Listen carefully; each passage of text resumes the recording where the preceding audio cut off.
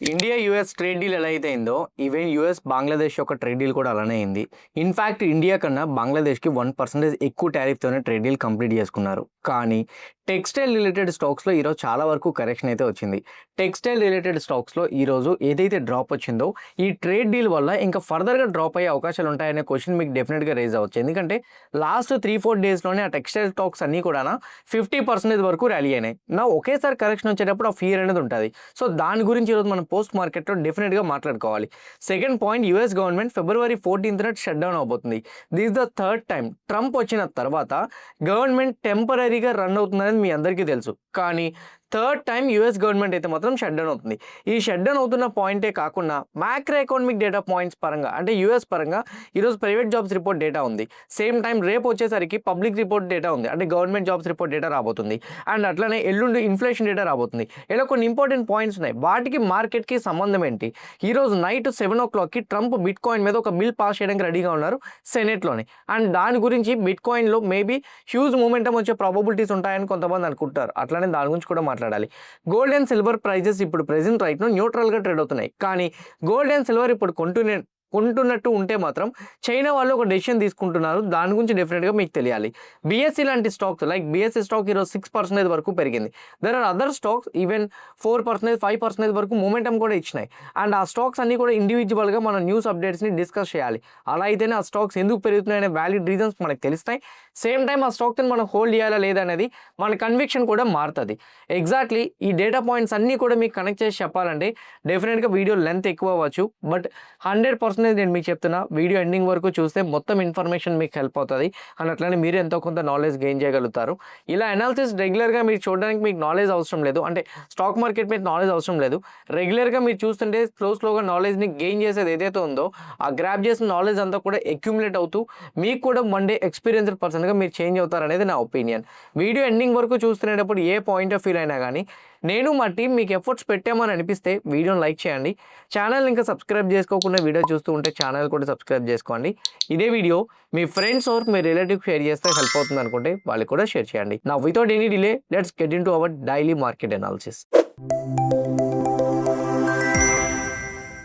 ఈరోజు ఓవరాల్గా మార్కెట్స్ ఎలా క్లోజ్ అయ్యాయన్న దాని గురించి చూసుకుంటే నిఫ్టీ 0.26% పాజిటివ్గా క్లోజ్ అయితే సెన్సెక్స్ 0.25% పాజిటివ్గా క్లోజ్ అయింది. హౌఎవర్ బ్యాంక్ నిఫ్టీ న్యూట్రల్లో క్లోజ్ అయింది, 0.107% నెగిటివ్లో క్లోజ్ అయింది. దాన్ని మనం ఫ్లాట్ అనే అనుకోవచ్చు.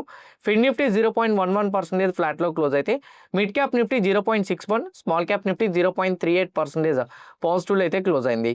ఈరోజు ఓవరాల్గా ఏ వెయిటేజ్ ఇండెక్స్ మేజర్గా పాజిటివ్గా క్లోజ్ అయిందని చూసుకుంటే మిడ్ క్యాప్ ఇండెక్స్ అయితే 0.6% పాజిటివ్గా క్లోజ్ అయింది. హౌఎవర్ ఈరోజు ఇండియా విక్స్లో 4% డిక్లైన్ వచ్చింది. విక్స్ 15 నుంచి 11కి వచ్చేసింది.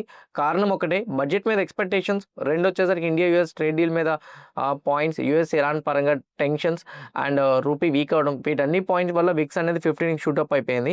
నా స్లోగా విక్స్ వచ్చేసరికి 11కి వచ్చింది. అంటే మార్కెట్లో నెగిటివ్ సినారియోస్ తగ్గుతున్నాయని విక్స్ ముందే చెప్పేస్తుంది. నేను ఎప్పుడు కూడా విక్స్ని ఒకటే పరంగా చెప్తుంటాను, విక్స్ సడన్గా స్పైక్ అవుతూ ఎప్పుడైనా కానీ 17 అబోవ్ కానీ వెళ్ళిందనంటే మార్కెట్లో బేరిష్ మొమెంటం స్టార్ట్ అవుతుందని అర్థం, లేదా ఏ టైంలోనైనా మార్కెట్లో క్రాష్ చూడొచ్చు అని అర్థం.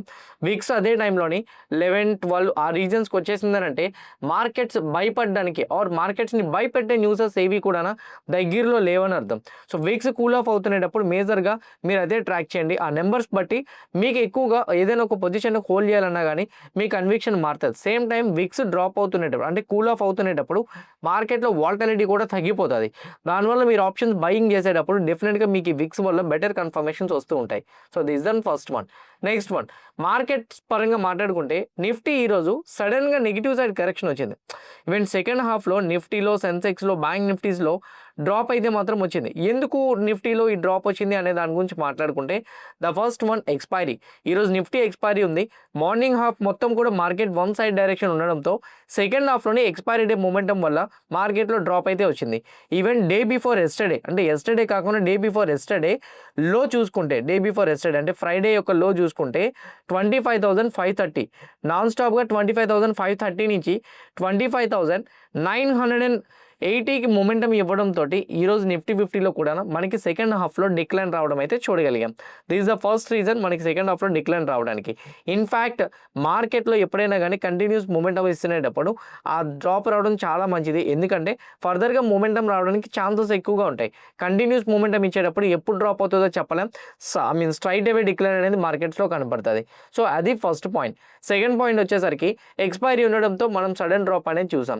వెయిటెడ్ స్టాక్స్లో HDFC bank, SBI, Indus Indian bank, Bajaj finance, Reliance and Shriram finance లాంటి కంపెనీస్ కూడా నెగిటివ్గా మూమెంటం ఇవ్వడంతో ఈవెన్ ఫిన్ నిఫ్టీ కూడా న్యూట్రల్గా మూవ్ అవడం అయితే మాత్రం జరిగింది. ఇది మేజర్గా ఉన్న అప్డేట్. అయితే ఈ న్యూట్రల్ క్లోజ్ ఏవైతే ఉన్నాయో, న్యూట్రల్ అంటే ఏంటో తెలుసా, 0.5% కన్నా తక్కువ దానికన్నా బిలో కానీ ఇండెక్స్ కానీ రియాక్ట్ అయితే దాన్ని న్యూట్రల్ అంటారు. న్యూట్రల్గా రియాక్ట్ అయింది అని అంటే మోస్ట్లీ వెయిటెడ్ స్టాక్స్ పెద్దగా అయితే few of the weighted stocks positive, few of the weighted stocks negative ఉండేటప్పుడు న్యూట్రల్లో క్లోజ్ అవుతుంది. లేదా ఏ న్యూస్ లేదనుకోండి కన్సల్టేషన్ జోన్లోకి వెళ్ళిపోతుంది. అట్లాంటి టైప్ ఆఫ్ కన్సల్టేషన్ మూమెంటమే మనం చూడగలిగాం. ఇంకోటి కొన్ని వెయిటెడ్ స్టాక్స్ నెగిటివ్గా ఉండబట్టి సో సడన్ డిక్లైన్ కూడా మనం చూసాం అలాంగ్ విత్ ఎక్స్పైరీ. నా గ్లోబల్ అప్డేట్స్ పరంగా వద్దాం. దీని గురించి నేను మీకు మాట్లాడాలి. ఇండియన్ మార్కెట్ ఫాలో అవడానికి బంగ్లాదేశ్ యొక్క ట్రేడ్ డీల్ అని మీరు అనుకోవచ్చు, కానీ అది రీజన్ అయితే కాదు. ఎందుకంటున్నారంటే ఒకసారి మీరు ఇక్కడ క్లియర్గా చూడండి. ఇండియాకి యూఎస్కి ట్రేడ్ డీల్ జరిగేటప్పుడు ఎలా అయితే కొన్ని కండిషన్స్ మీద ట్రేడ్ డీల్ జరిగిందో ఎగ్జాక్ట్లీ ఈవెన్ బంగ్లాదేశ్ యూఎస్ పరంగా కూడా కండిషన్స్ మీదే జరిగినాయి. వీటిని ఫ్రీ ట్రేడ్ అగ్రిమెంట్ అన్నారు. ఫ్రీ ట్రేడ్ అగ్రిమెంట్ అంటే నువ్వు నా దేశంలో ఎంతైనా బిజినెస్ చేయి, రూపాయి ట్యాక్స్ కట్టక్కర్లే. నేను నీ దేశంలో ఎంతైనా బిజినెస్ చేస్తా, రూపాయి ట్యాక్స్ కట్టాల్సిన అవసరం లేదు. వాటిని ఫ్రీ ట్రేడ్ అగ్రిమెంట్ అంటారు. వీటిని ఏమంటారంటే బైలాటరల్ అగ్రిమెంట్స్ అనమాట. అంటే ఇద్దరి మధ్య కూడా ఒప్పందం. అంటే ఓకే కొంతవరకు నేను తగ్గిస్తా, కొంతవరకు నువ్వు తగ్గించు మా దాని మీద అని చెప్పి కొన్ని కండిషన్స్ మీద వీళ్ళు ఓకే చేసుకుంటునేటట్టు. ట్రంప్ నిజంగానే బంగ్లాదేశ్ తోటి 18% టారిఫ్ విధించడం అది నిజమే. 19% టారిఫ్ విధించడం. ఒకప్పుడు 37% టారిఫ్, తర్వాత 20కి తెచ్చిండు, తర్వాత 19కి. 20 నుంచి పెద్ద డిఫరెన్స్ ఏం లేదు, 1% తగ్గించిండు. అయితే ట్రంప్ చెప్తున్న దాని ప్రకారంగా నేను బంగ్లాదేశ్లో మేజర్గా అంటే టెక్స్టైల్ అండ్ అలానే అపెరల్ ఏవైతే ఉన్నాయో వాటి మీద నేను తగ్గిస్తానని చెప్తున్నాడు. బాగానే ఉంది, కానీ అక్కడ కండిషన్ పెట్టిండు. ఏంటో తెలుసా, యూఎస్ ప్రొడ్యూస్ చేసిన కాటన్ అలానే మ్యాన్ మేడ్ ఫైబర్స్నే మీరు రిసీవ్ చేసుకోవాలి. అలా రిసీవ్ చేసుకుంటేనే మీకు 0 టారిఫ్స్ అనేది మేము ఇస్తాం. దేని మీద? టెక్స్టైల్ అండ్ అపెరల్స్ మీద. దాంతోపాటు తను ఇంకో కండిషన్ కూడా పెట్టిండు. ఏంటంటే యూఎస్ తోటి మీరు యూఎస్ ఎనర్జీ ప్రొడక్ట్స్ని అప్రాక్సిమేట్లీ నెక్స్ట్ 15 ఇయర్స్లో $15 బిలియన్ పర్చేస్ చేయాలని కండిషన్ కూడా పెట్టిండు. That is an second one. Third one ఇంకోటి ఏం చెప్పిండంటే నాన్ టారిఫ్ బ్యారియర్స్. అంటే ప్రెజెంట్ రైట్ నో యూఎస్ మీద కొన్ని వీళ్ళు యాజ్ ఆఫ్ నో టారిఫ్స్ని యూజ్ చేస్తున్నారు. అందులో నాన్ టారిఫ్ బ్యారియర్స్ ప్రకారంగా US vehicle safety, emission standards and అట్లనే US food and drug administration certifications వీటన్నిటి మీద కూడా రిస్ట్రిక్షన్స్ని తగ్గించమని చెప్పారు. వీటన్నిటి కూడా కంటిన్యూ చేస్తే అప్పుడు మేము మీ మీద తగ్గిస్తామని కూడా చెప్తున్నారు. కానీ టెక్స్టైల్ స్టాక్స్ లాస్ట్ 3 to 4 డేస్లో చాలా వరకు ర్యాలీ అయిపోయినాయి. ఈ టెక్స్టైల్ స్టాక్స్ హెవీగా ర్యాలీ అయిపోవడంతో ఈవెన్ మీరు ఇక్కడ చూడండి టెక్స్టైల్ స్టాక్స్లో గోకాల్దాస్ కంపెనీ కానీ, కేపీఆర్ మిల్స్ కానీ, పైరల్ గ్లోబల్ ఇండస్ట్రీస్ కంపెనీ కానీ 4-5% వరకు డిక్లైన్ వచ్చేస్తున్నాయి. ఈ డిక్లైన్స్ రావడానికి చిన్న ఫియర్ ఏంటంటే ఓకే 0 టారిఫ్స్ కానీ ఒకవేళ ఇచ్చేస్తే, ఎందుకంటే మన ఇండియా మీద 18% టారిఫ్, సో 0 టారిఫ్స్ కానీ ఒకవేళ ఇచ్చేస్తే డెఫినెట్గా బంగ్లాదేశ్ నుంచి కాంపిటీషన్ రావచ్చు అని చెప్పి. కానీ ఆ కండిషన్స్ అన్నీ సాటిస్ఫై అవ్వాలి. ఈలోపు ఇండియా పరంగా యూఎస్ ఈ కంపెనీస్ ఏవైతే ఉన్నాయో ఇవి యూఎస్తో పాటు అదర్ కంట్రీస్లో మోస్ట్లీ వీళ్ళు బిజినెస్ని ఎక్స్పెన్షన్ చేసుకుంటామని లాస్ట్ టైం స్టేట్మెంట్స్లో చెప్పారు. అయితే లాస్ట్ 3 డేస్లో హెవీ మూమెంటం ఇవ్వబట్టి ఇప్పుడు రైట్ నో కరెక్షన్ వచ్చింది అనేది నా opinion. This the first one. Second one ఇంకోటి ఏంటో తెలుసా, బంగ్లాదేశ్ పరంగా ఓవరాల్గా చూసుకుంటే టారిఫ్ వాళ్ళది 19 ఉంది, మనది 18 ఉంది. 18లోని అన్ని 18 కాదు, కొన్ని 0 ఉన్నాయి, కొన్ని 3% ఉన్నాయి, కొన్ని 5% ఉన్నాయి. లైక్ వాటిని యావరేజ్ చేసుకుంటే మనది 15 to 16 వస్తుంది టారిఫ్ అనేది. సో ఓవరాల్గా చూసుకుంటే ఇండియాకే బెనిఫిట్. సో బంగ్లాదేశ్తో ట్రేడ్ డీల్తో మనం కంగారు పడాల్సిన అవసరమే లేదు. రెండు ఓన్లీ టెక్స్టైల్ పరంగా అంటారా, కాంపిటీషన్ ఈ రోజు లేదు. గత 30 నుంచి 40 సంవత్సరాల నుంచి బంగ్లాదేశ్కి మనకి కాంపిటీషన్ అనేది ఉంది. యూఎస్ పరంగా ట్రేడ్ డీల్స్ పరంగా చూసుకుంటే ఈవెన్ ఇండియా యొక్క మార్కెట్ షేర్ చాలా ఎక్కువ యూఎస్లో, బంగ్లాదేశ్ మార్కెట్ షేర్ తక్కువ. వాళ్ళకి ఎంట్రీ అవ్వడానికి ఇప్పుడు గేట్స్ ఓపెన్ అయినాయి. కానీ వాళ్ళు ఇండియన్ కంపెనీస్ని బీట్ చేసి రావాలంటే డెఫినెట్గా టైం పడుతుంది. ఈలోపు వీళ్ళు స్ట్రాటజీస్ పరంగా ఏదైనా మూమెంటం ఇస్తే మాత్రం డెఫినెట్గా ఎక్స్పెక్ట్ చేయొచ్చు. లాస్ట్ 3 డేస్లో హెవీ మూమెంటం ఇవ్వబట్టి ఇప్పుడు ప్రాఫిట్ బుకింగ్ అయినా అనేది నా ఒపీనియన్. కంగారు పడాల్సిన అవసరం లేదు. టెక్స్టైల్ స్టాక్స్ పడినా కానీ మోస్ట్లీ వీళ్ళు ప్రొటెక్ట్ చేసుకోగలుగుతారు. వీళ్ళకి స్ట్రాటజీస్ ఉన్నాయి అండ్ అలానే డైవర్సిఫై చేసుకుంటున్నారు. రీసెంట్గా యూరోప్తో జరిగిన ఫ్రీ ట్రేడ్ అగ్రిమెంట్ కూడా మన ఇండియన్ కంపెనీస్ కూడా మోస్ట్లీ గేట్స్ ఓపెన్ అయినట్టే. అండ్ కంప్లీట్లీ మనం బిజినెస్ ఇప్పుడు యూఎస్ మీద డిపెండ్ అవ్వాల్సిన అవసరం లేదనేది నా ఒపీనియన్. ఈవెన్ ఈ కంపెనీస్ కూడా యాజ్ ఆఫ్ నౌ అదే చేస్తున్నాయి. అండ్ ఓవరాల్గా చూసుకుంటే ట్రేడ్ డీల్ అయితే మాత్రం బంగ్లాదేశ్ కన్నా ఇండియాదే బెటర్ అనేది నా personal opinion. This and another one. Next one, ఈరోజు యూఎస్ మార్కెట్స్ పరంగా చూసుకుంటే ఫ్యూచర్స్ అన్ని న్యూట్రల్గా ట్రేడ్ అవుతున్నాయి. కానీ నెక్స్ట్ 48 గంటలు మీరు చూడాల్సిన 2 పాయింట్స్ అయితే మాత్రం ఉన్నాయి. అదేంటంటే ఎవరైనా పొజిషన్స్ క్యారీ ఫార్వర్డ్ చేసే వాళ్ళ గురించి చెప్తున్నాను. First one, private jobs report data రాబోతుంది. So private jobs report data అనేది మేబీ రాకపోవచ్చు అని అనుకుంటున్నా. ఎందుకంటే government last week shut down అయింది కదా. సో మేబీ దాన్ని బట్టి రిపోర్ట్ రావచ్చు, రాకపోవచ్చు, అది మనం చెప్పలేము. సో 645కి నెంబర్ ఇచ్చిన దాన్ని బట్టి మనకు తెలుస్తుంది. తర్వాత retail sales month on month data ప్రకారంగా లాస్ట్ టైం 0.6%, ఈసారి 0.4% ఎక్స్పెక్ట్ చేస్తుంది. మరి చూడాలి నెంబర్ ఎంత వస్తుంది అన్నది. అండ్ అట్లానే యూఎస్ పరంగా అయితే మాత్రం రేపు నాన్ ఫార్మ్ పేరోల్స్ డేటా రాబోతుంది and same time unemployment rate రాబోతుంది. ఈ డేటా పాయింట్స్ యూఎస్కి ఇప్పుడు ఎందుకు ఇంపార్టెంట్ అంటే government multiple times shut down అవుతుంది. సేమ్ టైం ఈ టారిఫ్స్ వల్ల మోస్ట్లీ గవర్నమెంట్స్లో కూడా కొన్ని న్యూస్ అన్ని కూడా రన్ అవుతున్నాయి. అండ్ ట్రంప్కి అగేన్స్ట్గా ప్రొటెస్ట్స్ జరుగుతున్నాయి. ఫెడ్ మారబోతున్నాడు మేలో. ఈలోపు రేట్ కట్స్ మార్చ్ సెకండ్ వీక్లో అనుకుంటా రేట్ కట్స్ ది డెసిషన్ ఉంది. సో ఇప్పుడు ప్రెసెంట్ రైట్ నో ఈ రేట్ కట్ డెసిషన్ అంతా కూడా మ్యాక్రో ఎకానమీ డేటా మీద ఆధారపడి ఉంది. ఈ డేటా పాయింట్స్ ఏవైనా కానీ నెగిటివ్గా వస్తే డెఫినెట్గా అది యూఎస్ మార్కెట్స్ని బిగ్ వేలో ఇంపాక్ట్ చేస్తుంది. అది ఇంపాక్ట్ చేసినప్పుడు ఇండియన్ మార్కెట్ని కొంచెమైనా డ్రాగ్ చేయొచ్చు. ఇప్పుడున్న సిచ్యువేషన్లో కానీ economic data points mostly economic data points అన్ని న్యూట్రల్గానే వస్తాయి. నెగిటివ్గా వస్తే మాత్రం మేబీ బిగ్గర్ ఫాల్ మనం చూసే ప్రాబబిలిటీస్ ఉంటాయి. So this the first one మనం అర్థం చేసుకోవాల్సింది. నెక్స్ట్ 48 గంటలు ఎవరైనా పొజిషన్స్ని క్యారీ ఫార్వర్డ్ చేస్తే మాత్రం దీన్ని ఫోకస్ చేయండి. అలానే ఫ్రైడే పరంగా చూసుకుంటే Thursday like existing home sales data, initial jobless claims data కూడా ఉంది. అది ఫ్రైడే మార్నింగ్ ఇంపాక్ట్ చేస్తుంది, ఎందుకంటే థర్స్డే ఈవినింగ్ వస్తాయి ఇవి. తర్వాత ఫ్రైడే వచ్చేసరికి US inflation data, Indian inflation data కూడా రాబోతుంది. And mostly US inflation data కొంచెం ఇంపార్టెంట్ కాబట్టి దాన్నే మేజర్గా మీరు ఫోకస్ చేస్తారనేది నా ఒపీనియన్.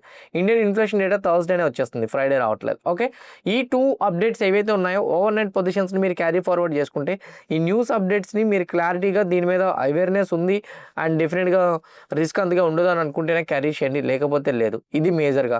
అండ్ మార్కెట్స్లో టెక్నికల్ పరంగా వస్తే 1 డే టైం ఫ్రేమ్ పెట్టుకొని చూస్తే పెద్దగా వీక్ మూమెంట్ ఏం కనిపించట్లేదు. నాకు తెలిసినంత వరకు మార్కెట్స్ బిగ్ వేలో క్రాష్ అవడానికి నెగిటివ్ అప్డేట్స్ ఏమి అనిపించట్లే.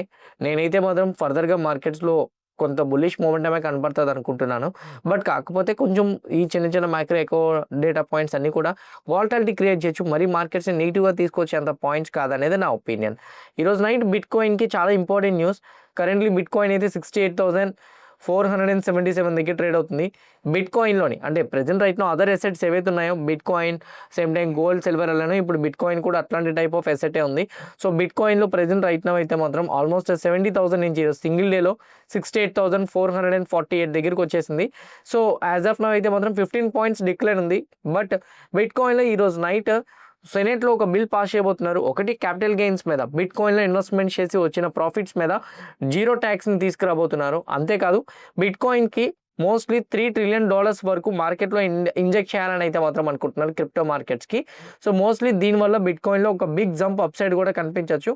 టునైట్ దీని బిల్ అయితే మాత్రం పాస్ చేయొచ్చు. మేబీ ఒకవేళ కానీ దీని బిల్ కానీ పాస్ చేస్తే మాత్రం డెఫినెట్గా బిట్ కాయిన్లో ఒక బిగ్ జంప్ అప్ సైడ్ చూడొచ్చు. నైట్ ఎవరైనా బిట్ కాయిన్లో ట్రేడ్ చేసేవాళ్ళంటే మాత్రం కొంచెం కాషియస్గా ఉండండి. సడన్ స్పైక్ అప్ సైడ్ కానీ డౌన్ సైడ్ కానీ రావచ్చు. బిల్ పాస్ చేస్తే బిగ్ స్పైక్ అప్ సైడ్ వస్తుంది. పాస్ చేయలేదు, రిజెక్షన్ వస్తే మాత్రం మేబీ బిట్ కాయిన్లో డ్రాప్ కూడా రావచ్చు. బ్లాక్ రాక్ అనే ఇన్వెస్ట్మెంట్ కంపెనీ అయితే బిట్ కాయిన్లో ప్రతిరోజు కూడా హ్యూజ్ వేలో అమౌంట్ని పంప్ చేస్తున్నారు. సో దీనివల్ల మేబీ బిట్ కాయిన్ ఫర్దర్గా ఒక బిగ్ మూమెంటం అప్ సైడ్ ఇవ్వచ్చు అనే ఎక్స్పెక్టేషన్స్ కూడా పెరుగుతున్నాయి. బట్ ఏదైనా కానీ బిట్ కాయిన్లో ఇన్వెస్ట్మెంట్ చేసేటప్పుడు కొంచెం తక్కువ క్యాపిటల్తో చేయండి, ఎందుకంటే కొంచెం స్పెక్యులేటివ్ ఎసెట్ కాబట్టి మేబీ ఏ టైంలోనైనా క్రాష్ అవ్వచ్చు, ఏ టైంలోనైనా మూమెంటం ఇవ్వచ్చు. బిట్ కాయిన్లో మీరు యాక్టివ్గా ట్రేడ్ చేద్దాం అనుకుంటే కింద కామెంట్ బాక్స్లో నేను డెల్టా ఎక్స్చేంజ్ రిఫరల్ లింక్ ఇచ్చాను. ఆ లింక్ క్లిక్ చేసి ఎవరైతే అకౌంట్ ఓపెన్ చేసుకుంటారో వాళ్ళకి సెపరేట్ కమ్యూనిటీ గ్రూప్లో మేము యాడ్ చేస్తున్నాం. అంతేకాదు కమ్యూనిటీ గ్రూప్లో యాడ్ అయిన వాళ్ళకి మా సైడ్ నుంచి వీక్కి 2 days free market sessions, same time వాళ్ళకి స్పెషల్ కమ్యూనిటీ గ్రూప్లో యాడ్ అయిన వాళ్ళకి అండ్ ఇలాంటి న్యూస్ అప్డేట్స్, టెక్నికల్గా లెవెల్స్ బేస్ అప్డేట్ చేసి పెట్టడం కూడా జరుగుతుంది.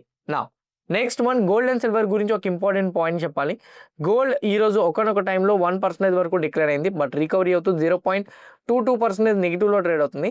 సిల్వర్ పరంగా చూసుకుంటే 1% డిక్లైన్ అయింది, 2,61,000 దగ్గర ఇప్పుడు సిల్వర్ అయితే ట్రేడ్ అవుతుంది, 2,750 రూపీస్ డిక్లైన్ అయితే వచ్చింది. గోల్డ్ అండ్ సిల్వర్ పైన చైనా వాళ్ళు హ్యూజ్ వేలో ఇన్ఫ్యూజ్ చేస్తున్నారని చెప్పడానికి ఇంకొక అప్డేట్ కూడా వచ్చింది. అదేంటంటే చైనా అఫీషియల్గా యూఎస్ ట్రెజరీ హోల్డింగ్స్ని రెడ్యూస్ చేయమని చెప్తుంది. అంటే యూఎస్ బాండ్స్ని పర్చేస్ చేయడం అండ్ సేమ్ టైం యూఎస్ డాలర్స్ని పర్చేస్ చేయడం, ఇవన్నీ కూడా బేసిక్గా హెడ్జింగ్ కోసం చేస్తారనమాట. లెట్స్ ఏ రూపీ వీక్ అవుతుందా, 92 రూపాయలకి వెళ్ళిపోయింది, 70 రూపాయలు 60 రూపాయలు ఉండేటప్పుడు డాలర్ని కొని పెట్టుకున్న వాళ్ళు ఈరోజు 92 రూపాయలు అయిపోయింది, దాన్ని అమ్మేస్తే 30 రూపాయలు లాభం వచ్చిందా లేదా, డాలర్ని అమ్మేస్తే. ఇవి ఎప్పుడు చేస్తారో తెలుసా, ఎకానమీ వీక్ అవుతునేటప్పుడు, లేకపోతే కరెన్సీ వీక్ అయిపోతునేటప్పుడు మోస్ట్లీ వాళ్ళు హెడ్జింగ్ చేసుకోవడం కోసం ఆ డాలర్స్ని సెల్ చేస్తుంటారనమాట. అందుకు చాలా కంట్రీస్ కూడా మేజర్గా బ్రిక్స్ కంట్రీస్ అన్నీ కూడా డాలర్స్నే కొంటాయి. బట్ ఇప్పుడు ప్రెజెంట్ రైట్ నౌ ఈ డాలర్స్ని సెల్ చేయడం మొదలు పెడుతున్నారు. ఎందుకు అని అంటే ఎప్పుడైనా కానీ యూఎస్ వాళ్ళు రష్యాని శాంక్షన్స్ పరంగా లాక్ చేసినట్టు, డాలర్స్ని మీరు ఎక్కడ సెల్ చేయడం అవ్వదు అనేటట్టు ఎలా అయితే రష్యా యొక్క అసెట్స్ని లాక్ చేశారు, యూఎస్ అసెట్స్ని, ఇప్పుడు ప్రెజెంట్ రైట్ నౌ అట్లానే చైనాని కానీ ఏ రోజైనా లాక్ చేస్తారనే రీజన్తో చైనా అగ్రెసివ్గా ఈవెన్ మనీని ప్రింట్ చేస్తుంది. రీసెంట్గా 53 ట్రిలియన్ డాలర్స్ని ప్రింట్ చేసింది. సో మోస్ట్లీ అమౌంట్ని ప్రింట్ చేస్తూ వీళ్ళు గోల్డ్ అండ్ సిల్వర్ని అగ్రెసివ్గా కొంటున్నారు. అగ్రెసివ్గా గోల్డ్ అండ్ సిల్వర్ని కొంటున్నారు అంటే సంథింగ్ ఏదో ఒకటి మార్కెట్లో రిస్క్ జరుగుతుందనే మెయిన్ పాయింట్ ఇప్పటికీ జరుగుతుంది. ఇది 2011లో చేశారు ఇలా, ఇప్పుడు కూడా ఇట్లా చేస్తున్నారు. సో ఒకవేళ కానీ ఈక్విటీ మార్కెట్స్ క్రాష్ అవుతాయని వీళ్ళకి ముందు తెలుసా, లేకపోతే వీళ్ళు గ్లోబల్ పరంగా సిచ్యువేషన్ ఏదైనా చేంజ్ అవుతుంది 2026లో అని అనుకొని అమౌంట్ ఇంజెక్ట్ చేస్తున్నారు, లేదా యూఎస్ మీద ఆధారపడకూడదని ఇంజెక్ట్ చేస్తున్నారు అనేది క్లారిటీ లేదు. కానీ బట్ యాజ్ ఆఫ్ నో వీళ్ళు అమౌంట్ అయితే ఇంజెక్ట్ చేసుకుంటూ అంటే క్యాష్ ప్రింటింగ్ ఎక్కువ చేసుకొని ఆ డబ్బులతో గోల్డ్ అండ్ సిల్వర్ని అయితే కొంటున్నారు. బ్యాంక్స్ కూడా ట్రెజరీస్ని హోల్డింగ్ చేసేది ఏదైతే ఉందో దాన్ని ఆపేయమని కూడా చెప్తున్నారు. One of the largest country and one of the largest economic country ఇప్పుడు రైట్ నో గోల్డ్ అండ్ సిల్వర్ని అంత స్ట్రాంగ్ పర్చేస్ చేయడంతో, అంత ఎక్కువ ఇన్ఫ్యూజ్ చేయడంతో సిల్వర్ అండ్ గోల్డ్ ప్రైజెస్ ఇన్ని పాజిటివ్ అప్డేట్స్లో కూడా పెరుగుతుంది. బేసిక్గా మార్కెట్స్ పాజిటివ్ ఉండేటప్పుడు, ఎకానమీ సిచ్యువేషన్స్ బాగుండేటప్పుడు, ఇంట్రెస్ట్ రేట్స్ కట్ చేయడానికి రెడీగా ఉండేటప్పుడు గోల్డ్ అండ్ సిల్వర్ పడాలి. కానీ ఇప్పుడు gold and silver present right now స్లోగా పాజిటివ్ సైడ్ సస్టైన్ అవ్వడానికి ప్రయత్నిస్తుంది అని అంటే అది చైనా అనే ఒక country present right no stop చేస్తుంది అనేది నా ఒపీనియన్. సెకండ్ వన్, అలా అని చెప్పి ఇప్పుడు గోల్డ్ అండ్ సిల్వర్ని కొనుక్కునే వాళ్ళు చూడాల్సింది ఏంటంటే చాలా హై ప్రైజెస్లో as of now gold and silvers ఉన్నాయి కాబట్టి వీటిలో పంప్ చేస్తునేటప్పుడు గుర్తుపెట్టుకోండి, పడితే మళ్ళీ తిరిగి కొనడానికి మీ దగ్గర డబ్బులు పెట్టుకొని గోల్డ్ అండ్ సిల్వర్ని కొనండి. ఇప్పుడున్న డబ్బులన్నీ ఒకేసారి గోల్డ్ అండ్ సిల్వర్ని కొనేద్దామనే ఆలోచనలతో కొనిపెట్టుకొని అయితే మాత్రం ఉండద్దు. ఇది నేను చెప్తున్నది. ఇంకోటి ఏంటంటే సిల్వర్ స్పెక్యులేటివ్, కానీ సిల్వర్కి ఫ్యూచర్ ఉంది. అలా అని చెప్పి సిల్వర్ మీద మొత్తం పెట్టద్దు. 100 రూపాయలు మీరు పెడితే 30 రూపాయలు సిల్వర్లో పెట్టండి, 70 రూపాయలు గోల్డ్లో పెట్టండి. ఇది మీకు ఎప్పటికైనా కానీ స్టేబుల్ స్పెక్యులేటివ్గా అంటే స్టేబుల్ హెడ్జింగ్ తీసుకునేటట్టు గోల్డ్ ఉంటుంది, స్పెక్యులేటివ్గా ప్రాఫిట్ గెయిన్ చేసుకోవడానికి సిల్వర్ ఉంటుంది. అట్లా మేనేజ్ చేసుకోండి, కానీ సిల్వర్ మీద కంప్లీట్గా ఇన్వెస్ట్మెంట్ చేయాలన్న ఆలోచన మాత్రం పెట్టుకోవద్దు. ఇది గోల్డ్ అండ్ సిల్వర్ పైన నా ఒపీనియన్. ఎంతవరకు వీడియో చూసారంటే నా ఇన్ఫర్మేషన్ మీకు హెల్ప్ అయిందని అనుకుంటా. డెఫినెట్గా హెల్ప్ అయిందంటే వీడియోని లైక్ చేసి ఛానల్ సబ్స్క్రైబ్ చేయండి. ఇలా నేను మీకు అడుగుతున్నానని ఏమో అనుకోవద్దు, ఎందుకంటే సో మీరు లైక్ చేసి కామెంట్ రూపంలో ఏదైనా తెలియజేస్తే యూట్యూబ్ ఆల్గరిథం ఓకే ఈ పర్సన్ చెప్తున్న వీడియోస్ని వీళ్ళందరూ లైక్ చేస్తున్నారు, సో కామెంట్ చేస్తున్నారు, ఇది నలుగురు షేర్ చేద్దామని వీడియోని షేర్ చేస్తుంది. అందుకే నేను మీకు లైక్ అండ్ కామెంట్లు అడుగుతున్నాను. సో నాకు మీరు గ్రాటిట్యూడ్ చూపించగలిగేది ఆ 2 వేస్లోనే. ఆ 2 వేస్ని మీరు ఫుల్ఫిల్ చేస్తే నా సైడ్ నుంచి ఎంత ఎఫర్ట్ అయినా పెట్టడానికి నేనైతే మాత్రం రెడీ. నా ఈరోజు మార్కెట్ అవర్స్లోని ఒక ఇంట్రెస్టింగ్ అప్డేట్ అయితే మాత్రం వచ్చింది. అదేంటంటే మ్యూచువల్ ఫండ్స్ డేటా. ఈ డేటా నేను చెక్ చేస్తునేటప్పుడు ఒకసారి క్లియర్గా మీరు చూడండి. కన్క్లూజన్ పరంగా చూసుకుంటే ఈక్విటీస్లోని లాస్ట్ 2 నెలల నుంచి నెట్ ఇన్ఫ్లో తగ్గిపోతుంది. ఎందుకంటే ఇక్కడ చూడండి, ఓవరాల్గా యాక్టివ్ ఈక్విటీ ఫ్లోలో అయితే మాత్రం 28,054 కోట్లు డిసెంబర్లో వచ్చింది. అంతకుముందు 29,000 కోట్లు, 29,000 నుంచి 28,000కి పడింది, 28,000 నుంచి 24,000కి పడింది. మిడ్ క్యాప్స్లో కూడా 4,176 నుంచి ఆల్మోస్ట్ 3,186 డిక్లైన్ వచ్చింది. స్మాల్ క్యాప్లో 3,824 నుంచి 2,942కి డిక్లైన్ వచ్చింది. లార్జ్ క్యాప్స్లో కూడా 1,567 నుంచి లార్జ్ క్యాప్స్లో పెరిగింది. మిడ్ అండ్ స్మాల్ క్యాప్స్లో అయితే మాత్రం కొంచెం డిక్లైన్ అయితే మాత్రం వచ్చింది. ఓవరాల్గా చూసుకుంటే ఈక్విటీ ఇన్ఫ్లో అయితే మాత్రం తగ్గింది. ఈక్విటీస్లో తగ్గుతూ మరి ఎందులో పెంచుకుంటున్నారని అంటే ఓవరాల్గా నెట్ ఫ్లో అయితే మాత్రం పెరిగే ఉంది. మేజర్గా వాళ్ళు యాజ్ ఆఫ్ నవ్ అయితే మాత్రం వాళ్ళు పెంచుకుంటుంది అయితే గోల్డ్ ఈటీఎఫ్స్. వాళ్ళు పెంచుకుంటున్న డేటా ప్రకారంగా చూసుకుంటే మాత్రం యాజ్ ఆఫ్ నవ్ వాళ్ళు మేజర్గా గోల్డ్ ఈటీఎఫ్స్లో ఎక్కువగా అమౌంట్ ఇంక్రీజ్ చేస్తున్నారనే అప్డేట్ అయితే మాత్రం ఉంది. ఇక్కడ చూడండి, last time November 3742, December 11600, as of now 24,040 crores. Gold and silver స్పెక్యులేటెడ్గా పెరగడంతో గోల్డ్ అండ్ సిల్వర్ ఈటీఎఫ్స్ని నెల రోజుల్లో 13,000 కోట్ల రూపాయలు బై చేయడం అయితే మాత్రం జరిగింది. సో మ్యూచువల్ ఫండ్స్లోనే ఎక్కువగా ఈక్విటీ స్టాక్ మార్కెట్ కన్నా గోల్డ్స్లోనే as of now people investment చేస్తున్నారు. కానీ ఇది కంప్లీట్గా నేను రాంగ్ అనే చెప్తాను. ఎందుకంటే మీ ఈక్విటీ వైపు ఎస్ఐపి మేనేజ్ చేస్తూ గోల్డ్కి మీరు స్ప్లిట్ చేయాలి. ఎక్కువ పెరుగుతుంది కదా అని మీరు హయ్యర్ లెవెల్స్లో ఎప్పుడైనా ఇన్వెస్ట్మెంట్ చేస్తే అది కరెక్ట్ కాదు. పడుతునేటప్పుడు మీరు ఎస్ఐపిస్ని ఎప్పుడైనా చేయాలి. పెరుగుతునేటప్పుడు మీరు పొజిషన్స్ని హోల్డ్ చేసుకొని కరెక్ట్ ప్రైస్ దగ్గర ఎగ్జిట్ చేయడం నేర్చుకోవాలి. పెరుగుతునేటప్పుడు మీరు ఎక్కువ అమౌంట్స్ ఇన్వెస్ట్మెంట్ చేస్తే మాత్రం that is not a right way అనేది నా opinion. But somewhat hedging purpose కోసం అటు ఇటు బ్యాలెన్స్ చేసిన వాళ్ళు ఓకే, చేయలేని వాళ్ళు ప్యూర్ గోల్డ్ ఈటీఎఫ్స్ని తీసుకున్న వాళ్ళకి నేను చెప్తున్నాను ఇది. Okay, this is another point.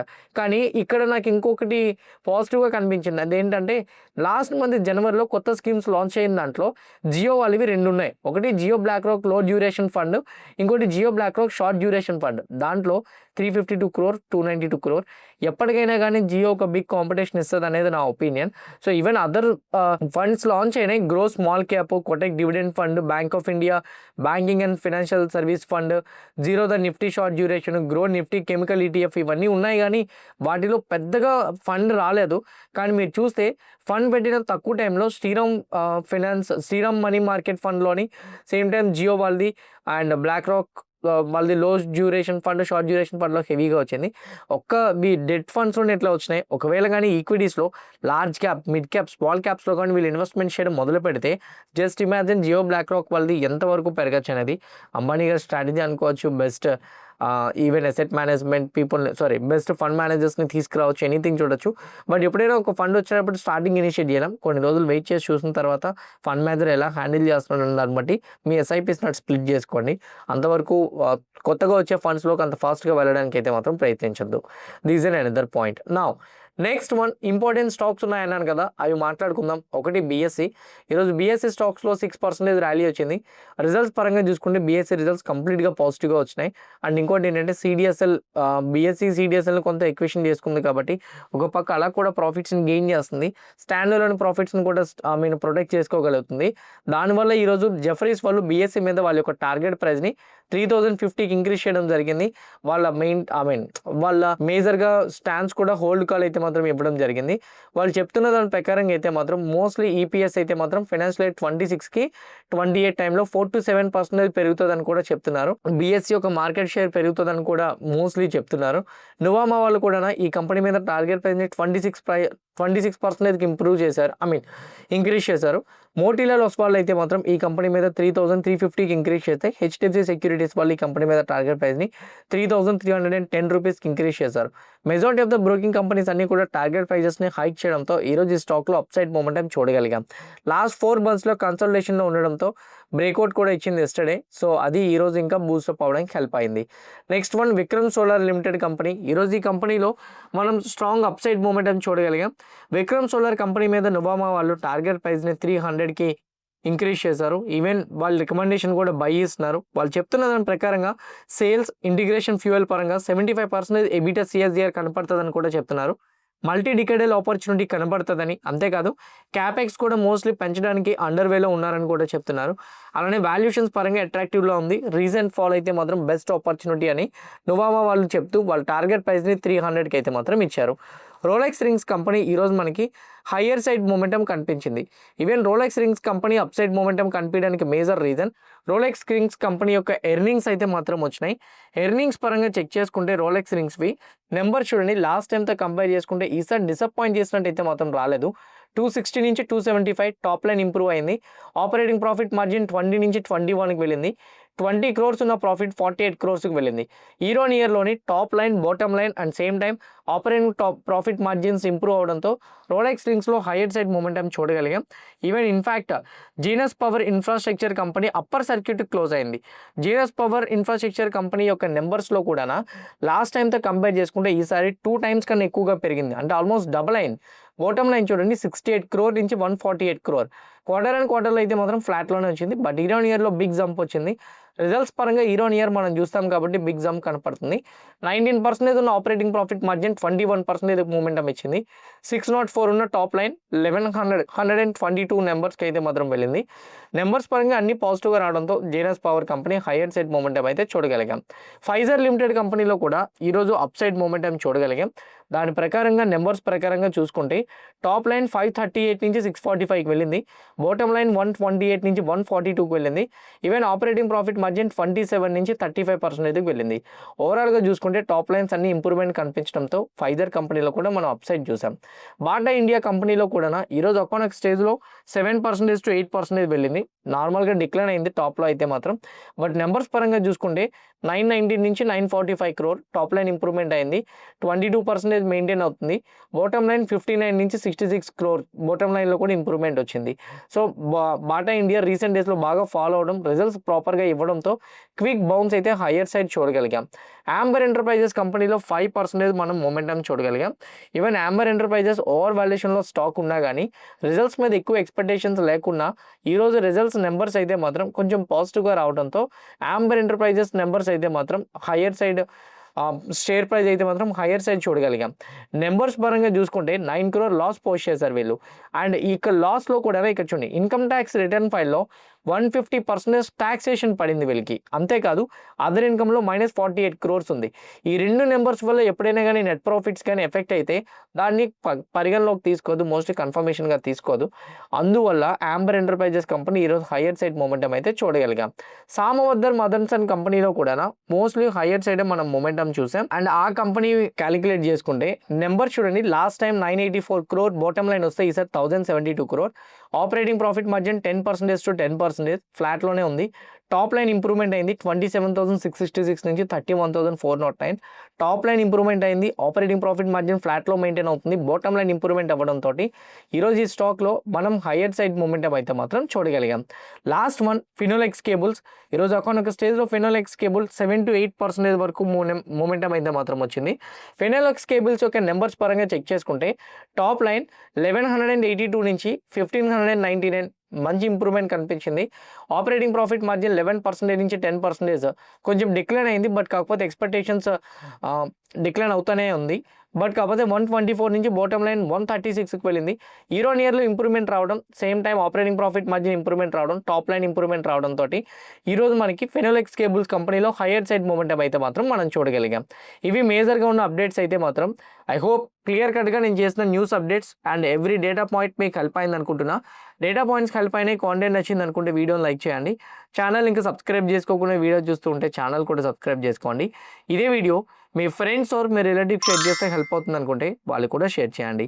See you all tomorrow morning at 8 AM in pre-market analysis. Bye bye.